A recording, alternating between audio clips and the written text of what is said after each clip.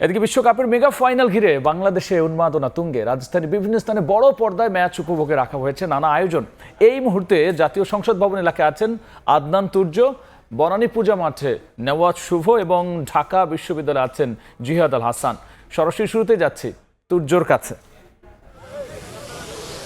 বিশ্বকাপের মঞ্চে স্থান না পেলেও পুরো বিশ্বকাপকে যে কিভাবে নিজেদের উৎসবে পরিণত করে নেওয়া যায় তাই প্রমাণ করে দেখিয়েছে বাংলাদেশিরা। তারই প্রমাণ হিসেবে এই মুহূর্তে আমি দাঁড়িয়ে আছি শহীদ ফারহান ফাইয়াজ খেলার মাঠে। ঠিক কিছুক্ষণ আগেই কিন্তু এই মাঠে সারা দিন জুড়ে যে টুর্নামেন্ট আয়োজন হয়েছে তার শেষাংশ আপনারা দেখতে পাবেন।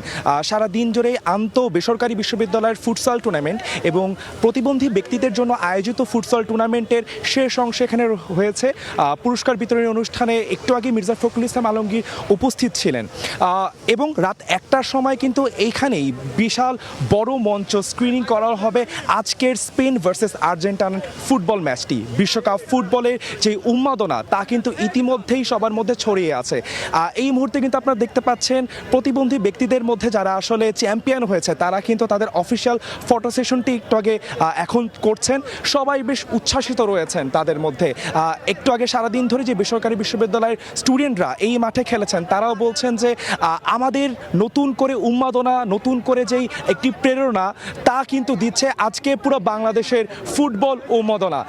এখানেই রাত 1টার সময় তাদের ম্যাচটি বড় স্ক্রিনে দেখানো হবে এবং সেই উন্মাদনা কিন্তু এখনও চলছে। এই মুহূর্তে বনানী পূজার মাঠে রয়েছেন সহকর্মী নেওয়াজ শুভ, সরাসরি চলে যাচ্ছি তার কাছে। কয়েক ঘন্টা পরেই ফাইনালের লড়াইয়ে আর্জেন্টিনার মুখোমুখি হবে স্পেন এবং এই যে খেলার উন্মাদনা, মাঠের সেই উন্মাদনা মাঠে নামার আগেই কিন্তু সারা বিশ্বব্যাপী ছড়িয়ে পড়েছে। বাংলাদেশেও কিন্তু সেই উন্মাদনার কিছুটা ছাপ আমরা দেখতে পাচ্ছি এবং সারা দেশেই কিন্তু বর্ণিল আয়োজন করা হয়েছে, বিভিন্ন কনসার্টের আয়োজন করা হয়েছে। এই মুহূর্তে আমি আছি রাজধানীর বনানীতে। এখানে আয়োজন করা হয়েছে ফ্যান ফেস্টের আয়োজনে একটি কনসার্টের, যেখানে পারফর্ম করবেন ফিফার যে উদ্বোধনী আয়োজন ছিল কানাডায়, সেখানে যিনি পারফর্ম করেছেন সেই সঞ্জয় কিন্তু আজকে এখানে আসছেন এবং তিনি আজকে এখানে পারফর্ম করবেন।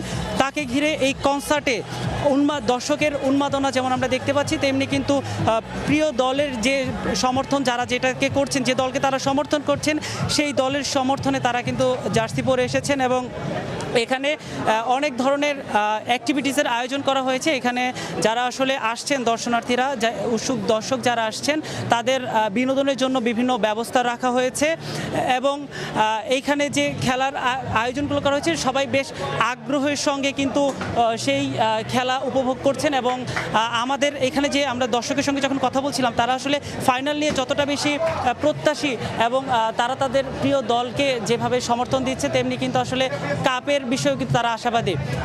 এই মুহূর্তে ঢাকা বিশ্ববিদ্যালয়ে আছেন সহকর্মী জিহাদ আল হাসান, সরাসরি যাচ্ছি তার কাছে।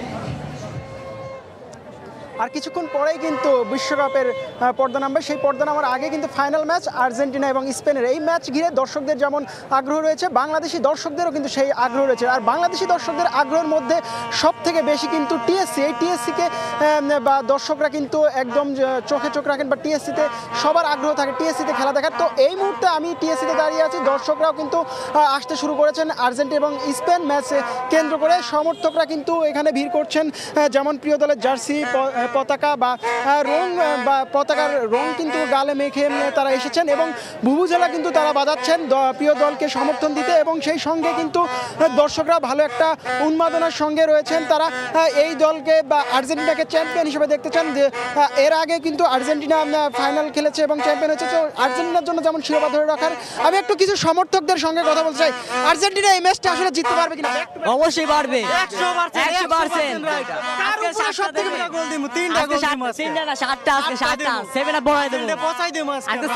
কেন 7টা গোল? স্পেনের বিপক্ষে এই পর্যন্ত স্পেন মাত্র 1টি গোল খেয়েছে, সেখানে 7টা গোল কি আসলে সম্ভব? অবশ্যই সম্ভব। আর্জেন্টিনা মানেই কামব্যাক, আর্জেন্টিনা মানেই কামব্যাক। শেষে দিয়া 25 মিনিটে কোনো ব্যাপার না, গোল দেখাই দেবো। দর্শকরা কিন্তু বড় একটা প্রত্যাশা নিয়ে কিন্তু আসছেন যে আর্জেন্টিনা এই ব্যাক টু ব্যাক শিরোপা জিতবে এবং চ্যাম্পিয়ন হবেন। দর্শকরা অনেকে আবেগী দর্শক বলছেন যে 7টি গোল দিবেন বা ব্রাজিলকে বাংলাদেশিকে তারা দেখিয়ে দেবেন, কারণ ব্রাজিল তাদের হচ্ছে রাইভাল টিম বা প্রতিপক্ষ। ব্রাজিলের উদ্দেশ্যে কিন্তু এই সমর্থকরা থাকেন এবং আমি যেমনটি বলছিলাম টিএসসিতে দর্শকরা কিন্তু আস্তে আস্তে আসছেন। আরও সময় হলে বা ম্যাচের সময় যত ঘনিয়ে আসবে তত টিএসসির এই প্রাঙ্গণটা আরও মুখরিত হবে। এই ছিল আমার কাছে সব শেষ টিএসসি থেকে। বিশ্বকাপ ফাইনালে দর্শকদের উন্মাদনার খবর নিয়ে আমরা সরাসরি ছিলাম ঢাকার বিভিন্ন জায়গায়।